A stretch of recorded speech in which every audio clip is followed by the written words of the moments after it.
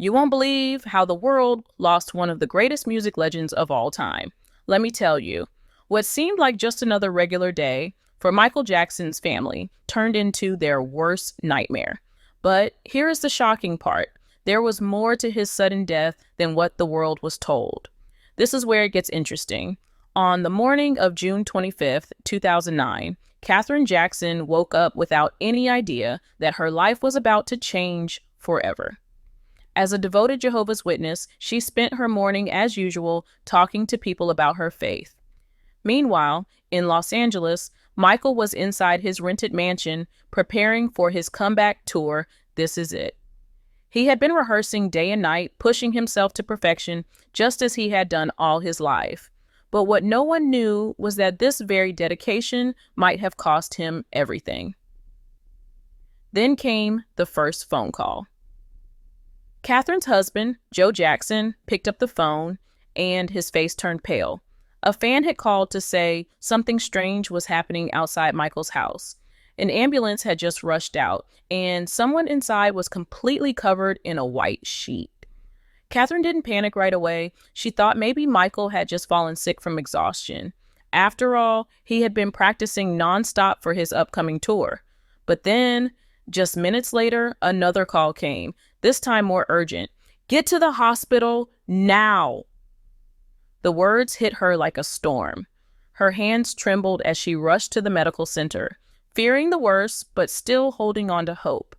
When she arrived, chaos surrounded her. People were crying, whispering, and pacing back and forth. Michael's staff stood frozen, their faces blank with shock. But something was missing, Michael's voice, his reassuring presence. Then, his longtime manager, Frank DeLeo, stepped forward. His expression was grim, his eyes filled with sorrow. He had a reaction, he said. Katherine's heart pounded. But how is he? She asked, desperate for an answer. Silence filled the room. She asked again, her voice shaking. Did he make it? Did he make it? That's when the words she never wanted to hear shattered her world. No. Her body gave up. She screamed, a mother's cry of pain that no one could understand unless they had lost a child. Her son, the man the world adored, was gone. But this was just the beginning, because what she would soon find out about his final moments would haunt her forever. Michael Jackson had been in the prime of his rehearsals just hours before. He was full of energy, excited about his grand return. He had performed for years, faced countless pressures, and had overcome scandals and betrayals. But how did he go from preparing for a global tour to lying lifeless in a hospital room? Something didn't add up. His family knew Michael had no history of heart disease, so how could cardiac arrest be the cause? Then a name started to emerge, a name that would soon be at the center of one of the biggest controversies in the music industry, Dr. Conrad Murray. Dr. Murray had been hired to take care of Michael during his tour. But what kind of doctor allows his patient to die under his watch? This is where the story takes an unexpected turn. The truth about Michael's treatment was far worse than anyone could have imagined. This is where it gets even more disturbing. Just when Katherine thought she had experienced the worst pain of her life, new details began to emerge. Details that made Michael's death seem less like a tragedy and more like a carefully ignored disaster. Dr. Conrad Murray wasn't just any doctor. He had been hired as Michael's personal physician for the This Is It tour, a job that paid him a shocking $150,000 per month. But here's the craziest part. Despite being responsible for Michael's health, Dr. Murray had made some highly questionable decisions. Michael had struggled with sleep issues for years, and in his desperation for rest, he had been receiving medical help. But no one imagined that his own doctor would be giving him something as dangerous as propofol, a drug so powerful that it's only used in hospitals to put patients under for surgery. And yet, Dr. Murray was administering it to Michael in his bedroom as a sleeping aid. But what happened on that final night was beyond negligence. It was pure recklessness. Reports later revealed that Dr. Murray had given Michael propofol as usual, but then something shocking happened. He left the room. A drug this strong needed constant monitoring, but Murray had stepped away, leaving Michael alone. Then, when he returned and saw Michael unresponsive, instead of calling 911 immediately, he wasted crucial minutes trying to fix the situation himself.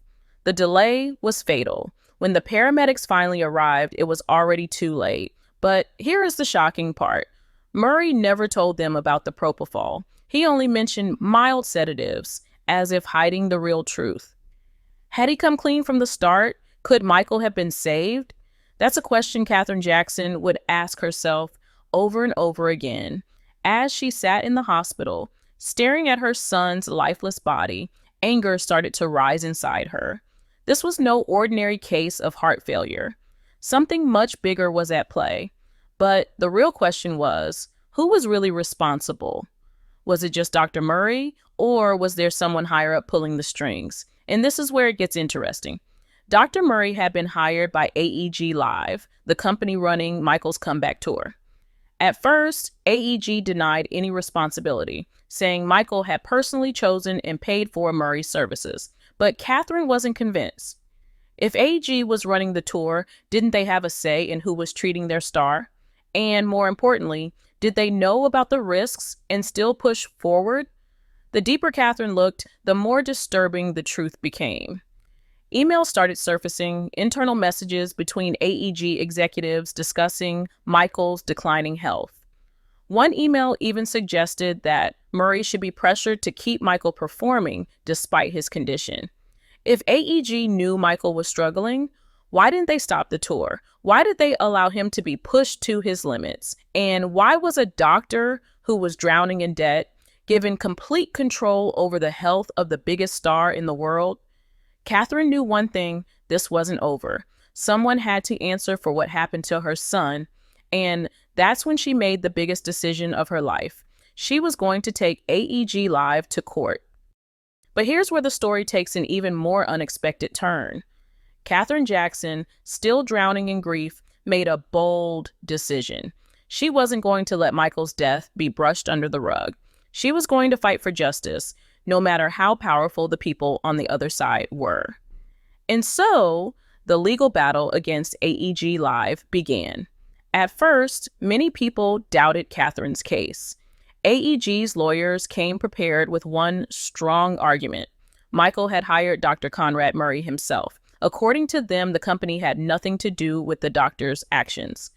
But here's the shocking part. Evidence began to show that AEG knew Michael was struggling. Emails surfaced where top executives discussed his health in disturbing ways. One message even suggested that they needed to keep the doctor in line, almost as if Murray was working under their instructions. And then came the moment that no one saw coming. Katherine Jackson took the stand. The courtroom fell silent as she, a mother who had lost her son, began to speak. Her voice trembled, but her words were clear. She spoke about the pressure Michael had been under, the stress he faced every day, and his deep commitment to his children. She described the phone call that changed her life, the moment she saw her son lying lifeless, and the unbearable pain that still haunted her every second. But the craziest part, she wasn't just fighting for Michael. She was fighting to expose the dark side of the music industry, an industry that time and time again had pushed artists past their limits, caring more about money than human lives. But AEG's lawyers weren't going to back down without a fight. They painted a different picture, one where Michael Jackson was a man who made his own decisions, where his trust in Dr. Murray was his own mistake. They argued that AEG couldn't be blamed for what had happened because, at the end of the day, Michael was an adult who controlled his own medical choices. And this is where it gets interesting. Just as the trial reached its peak, a bombshell was dropped. Internal documents from AEG showed that the company had been worried about whether Michael would even make it to the tour. They knew he was weak, exhausted, and struggling, but instead of stopping, they kept pushing him forward. Why? Because millions of dollars were on the line. Michael wasn't just an artist to them, he was a business investment. The case was turning into a war. On one side, the Jackson family and their supporters believed AEG had ignored clear warning signs about Michael's health. On the other, AEG insisted they had no obligation to interfere with Michael's personal choices. The tension was unbearable, and the world was watching closely. And then came the moment everyone had been waiting for, the jury's decision. Would AEG be held responsible for their role in Michael's final days, or would they walk away completely free? The courtroom fell silent as the judge prepared to read the verdict. Gacy. This was the moment the world had been waiting for. Katherine Jackson sat quietly, her hands clasped together, praying that justice for her son would finally be served. The jury had spent days deliberating, going through every piece of evidence, every testimony, and every shocking revelation. Then the judge spoke. We, the jury, find that AEG Live is not liable for the death of Michael Jackson. A gasp echoed through the courtroom. Katherine's heart sank. It felt like losing Michael all over again. She had fought with everything she had, hoping that those responsible would finally be held accountable. But now, after months of painful testimonies, the verdict was clear. AEG Live would walk away free. Tears welled up in Katherine's eyes, but she didn't break. She had come into this fight knowing it wouldn't be easy, knowing that going against a massive corporation would be like David fighting Goliath. And yet, she had stood her ground. Even though the court had ruled against her, she had exposed the truth that Michael had been under unbearable pressure, that his health had been ignored, and that his life had been treated like a business deal instead of something precious. But here's the craziest part. The verdict may have cleared AEG in court, but in the court of public opinion, the damage had been done. Fans around the world were outraged. How could a company knowingly watch a star's health decline and still push him to perform? How could a daughter drowning in debt be trusted with the care of the biggest pop star in history? The questions weren't going away. Outside the courtroom, the reactions were mixed. Some believed that AEG had truly been innocent, that Michael had been in control of his own decisions. Others saw it as yet another example of how the music industry chews up its stars and spits them out when they're no longer profitable. But for Katherine, the pain was the same. She had lost her son, and nothing, not a courtroom win, not a $1 million lawsuit, could bring him back. But destiny took an unexpected turn. Even though the trial was over, Michael's legacy refused to fade. His children, Prince, Paris, and Blanket, had lost their father, but Katherine was determined to make sure they never lost his memory.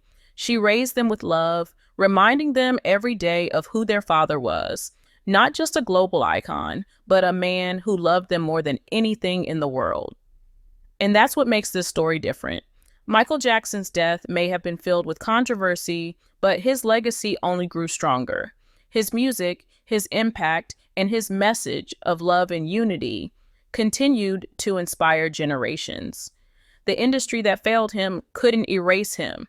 He was too powerful to be forgotten.